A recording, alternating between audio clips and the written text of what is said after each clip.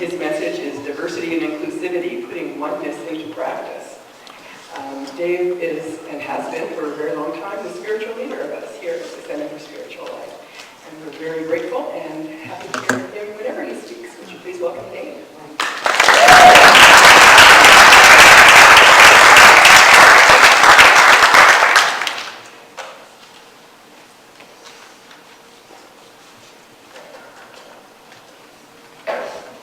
Well, let's see if I'm on. Can you hear me okay? And I'm not. Yeah, good. Thanks, EJ. Well, my message today is about the theme for the month, which is diversity and inclusivity, and practicing of inclusivity. So I want to spend a little time on diversity. I talked on the same topic 3 years ago, and I looked at it, and I still believe what I said then, so it must be somewhat consistent. But diversity is, when we stop and think about it, especially from a spiritual aspect, spiritual standpoint, that it's the nature of the universe, the creativity, the creative nature of the universe. It's just a given that every creative act is a new, diverse outcome. So diversity is built in.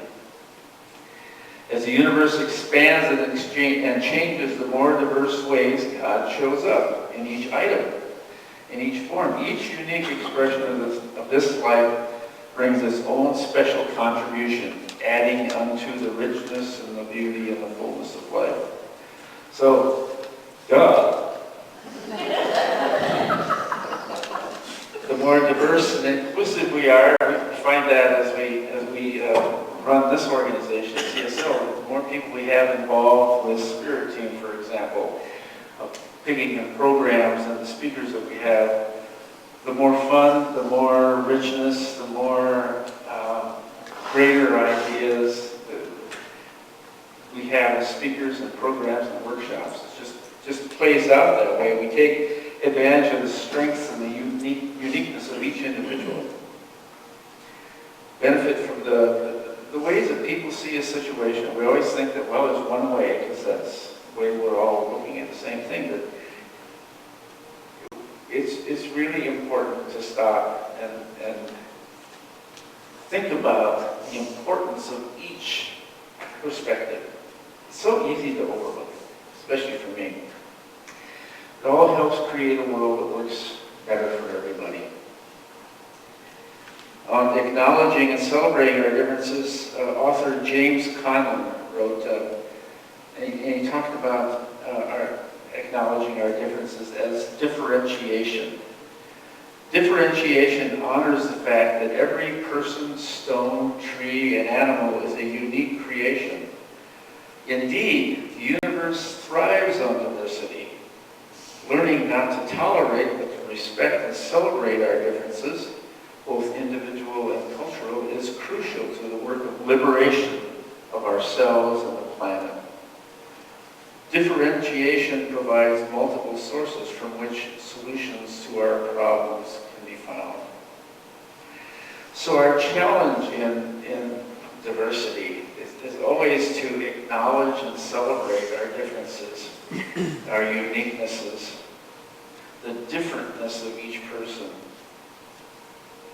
without sliding into seeing them as separate, seeing each of us as separate from each other. Now that's a trick, isn't it? That's a trick. Because we're all, when you look around the room, we're all different. And to hold those two thoughts of, wow, look at the uniqueness of each individual in the room, and to hold simultaneously a thought that we're all one, is really the trick, the challenge in our job. It really is why we came here, to experience this incarnation with all its richness, and at the same time see and think and feel in oneness with all. I think that's where we get into trouble sometimes. From the principles that we publicize on our website there, what we believe. We address the oneness that is, the oneness of all that is, as well as the uniqueness in each individual. By saying there is one ultimate loving energy that is present in all that exists. You may call it God, Goddess, Spirit, Source, the Divine, the Great I Am, Allah, Yahweh, the universe, whatever we choose to call it. But it's all the same. Each person is an individualized expression of that one infinite loving source. One with God, one with each other, and one with all that is. We support each individual's personal path, their spiritual journey to their realization of oneness and with the divine. So when we stop and think about it, we can put it into words and explain it and really sort of set everything up to where, okay, we can hold that in thought. But putting it into action is a little bit of a challenge. It's how well we're able to hold those two ideas as we go through day by day. That's our opportunity. So how are we doing with that, would you say? It's important for us to reflect on that because that's the crux of why we're here. I think as a nation we aren't doing as well as we could. We do better sometimes than others. These days, maybe not so much, not so good. All you have to do is look at the news. Yet our national motto is what? E pluribus unum. Right. What does that mean? Out of many one. So when we stop and think about it, put it on our nickels, we kind of get it right. I mean, this is what we say we stand for. Again, the challenge is holding those two thoughts as we do our nation's business and our daily living. I had a challenge with this. And it's kind of why I wanted to talk about it. It's where the rubber hits the road. So it's really easy to get caught up in the differences, and especially where the really important issues, societal issues, locally as well as nationally. Immigration. I mean, this is sort of right there. It's easy to see the otherness and to focus on the otherness of them who are not like us, and to act and to rationalize and to forget about the other idea that we're holding,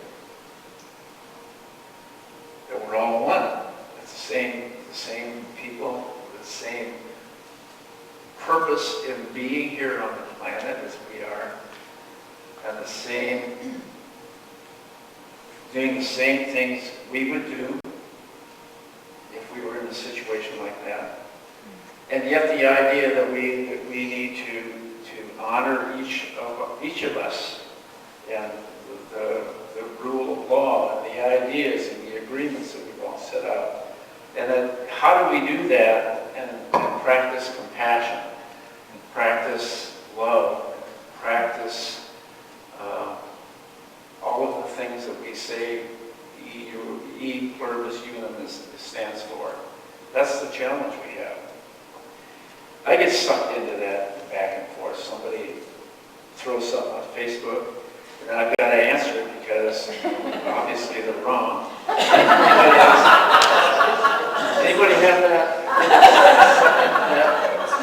Or is it just me? Maybe I can just cut it off here. You guys don't?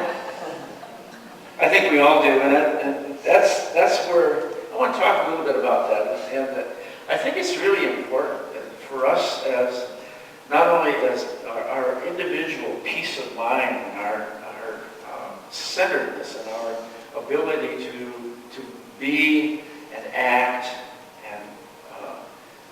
and manifest God as individuals, as well as our nation. I think it's a critical time for us. It isn't the only critical time we've had as a nation. I can think back many times in our history that we've faced such an existential crisis. But this is one. And I think what happens is we get sucked into it, and we get into that energy of back and forth, and pretty soon we're seeing the separateness rather than feeling the oneness. And we can justify it because we're in that energy. And by the way, this, if we only did this, things would be better. So that's what I want to talk about today.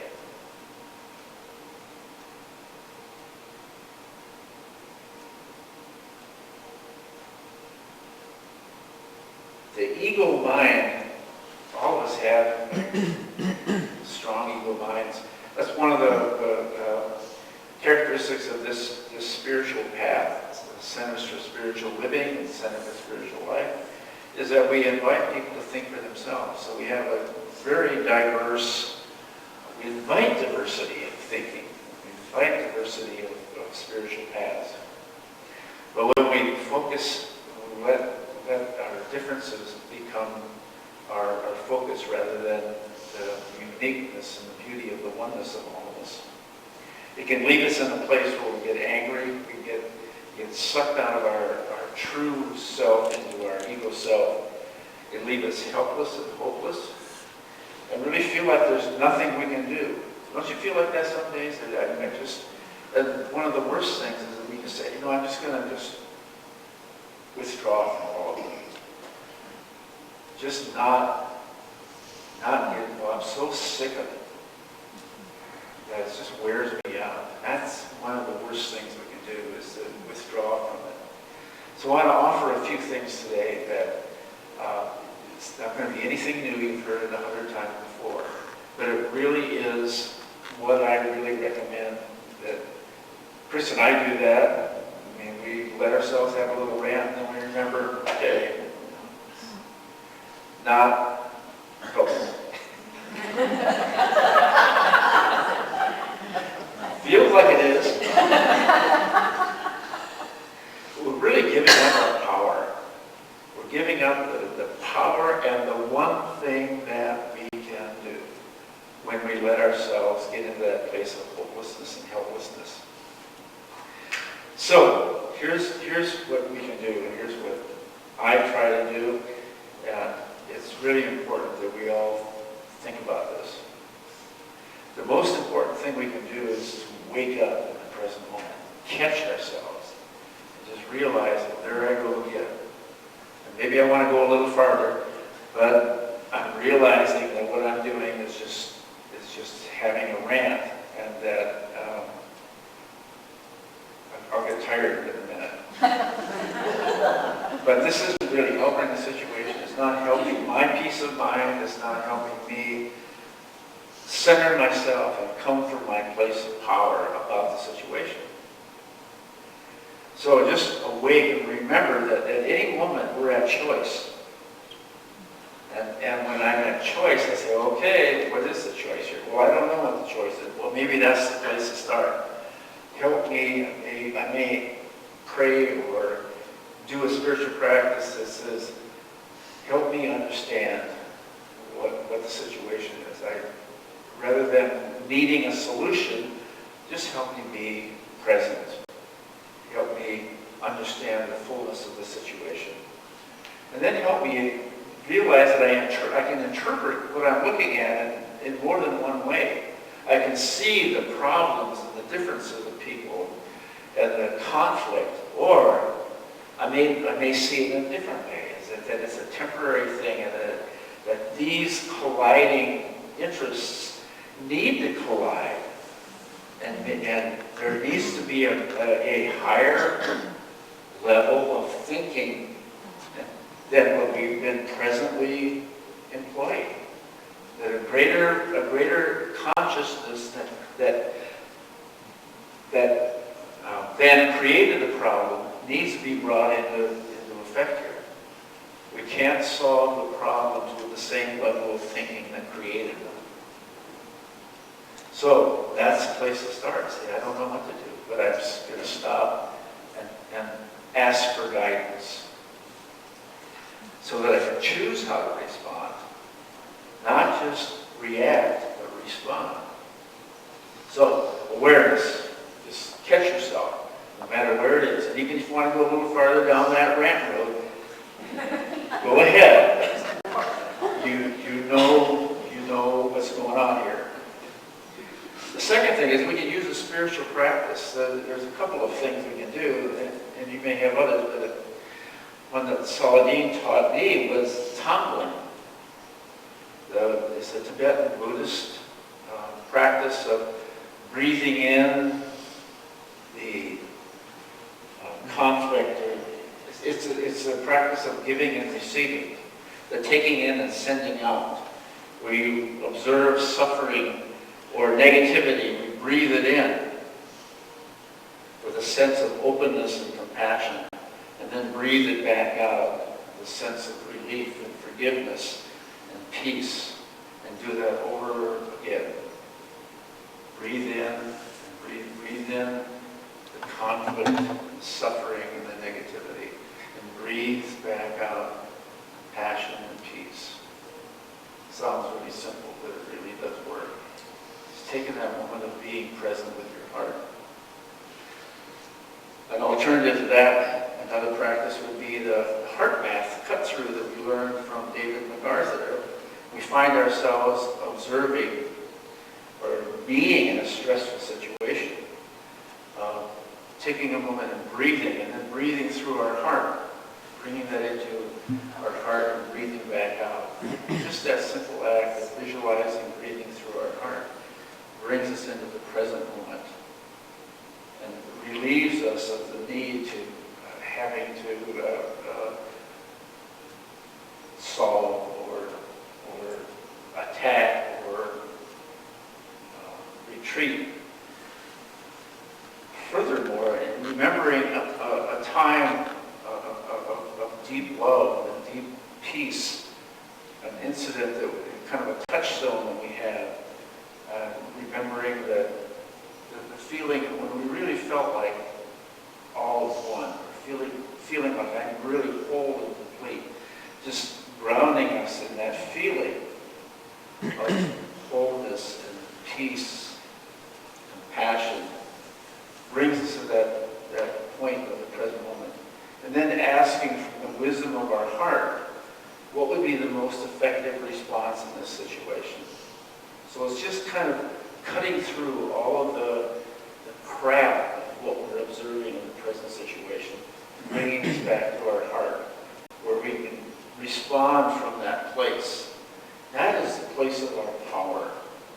No matter what we do, or if we do nothing, just bringing our energy to that place is the most important thing we can do.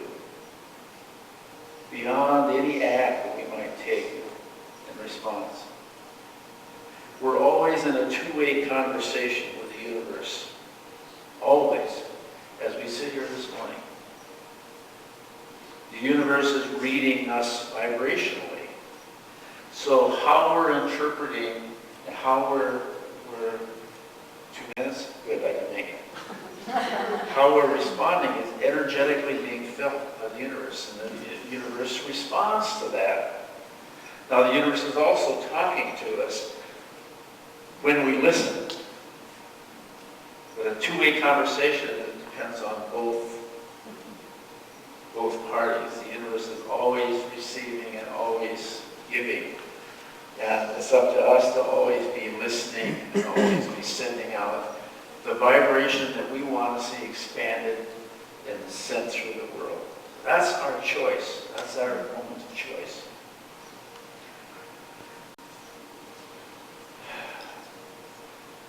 We can focus there as we get to our center on what we want to see happen. So when we're observing something, it's always easy to say, I don't want that, no more of this, no more of that. The universe hears that.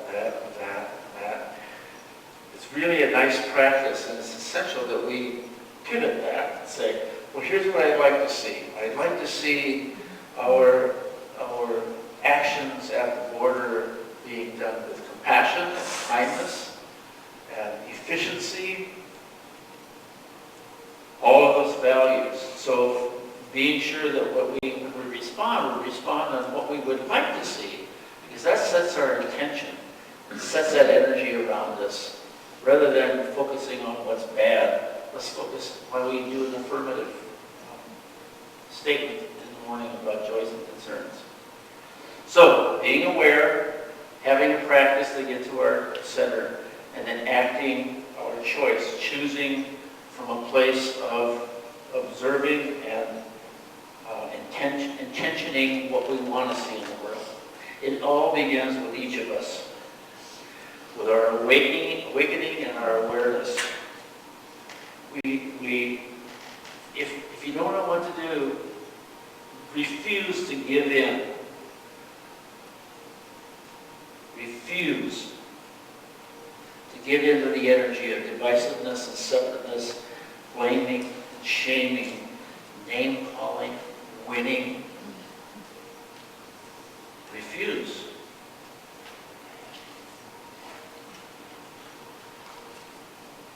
Choose to act from our heart. What will be the result? Well, I don't know. It's up to each one of us, isn't it? But I do know that the energy that I create within myself is heard by the universe. And that I can make a difference right where I am by choosing how I interpret and how I act on the situation I'm looking at. I will feel more peace. I will regain my power. And this is not to bypass, do spiritual bypass. It's not to give a pass to situations or people who we think are, we observe behavior that's unhealthy for us or our community or the nation. It's not saying, well, it's all good. It'll all be all right. That's getting a spiritual lobotomy. That's not what I'm saying. I think we all ought to cultivate what I call a divine discontent.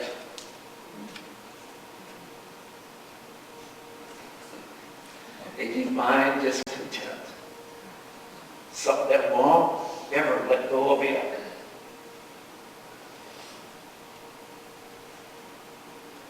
We're observing something and we know that it's not right, but we refuse to get into a back and forth about it. We hold what we want to see in the world about that situation.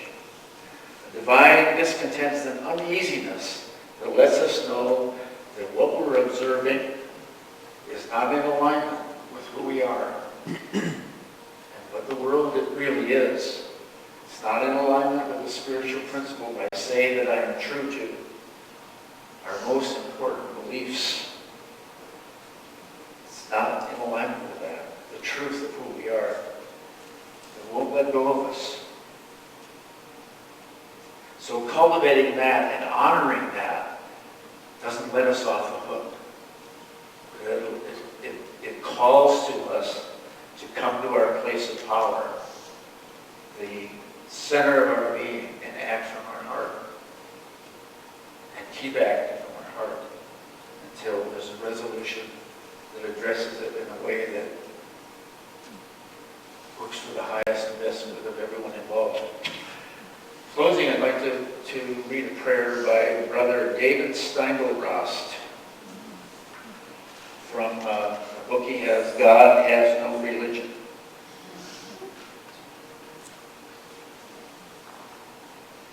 You, the one from whom on different paths all of us have come, to whom on different paths all of us are going. Make strong in our hearts that which unites us. Build bridges across all that divide us. United, make us rejoice in our diversity. And at one in our witness to your peace, indeed a rainbow to your glory. Amen. Thank you.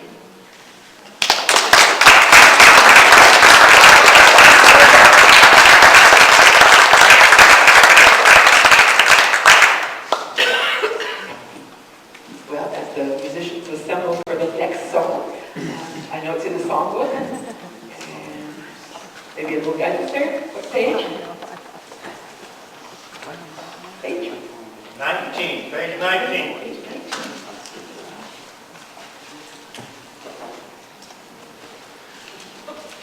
I invite you to stand as we sing this. And again, as we sing, let's make some eye contact around the room as we're singing the song. And sing it to each other, not just sit there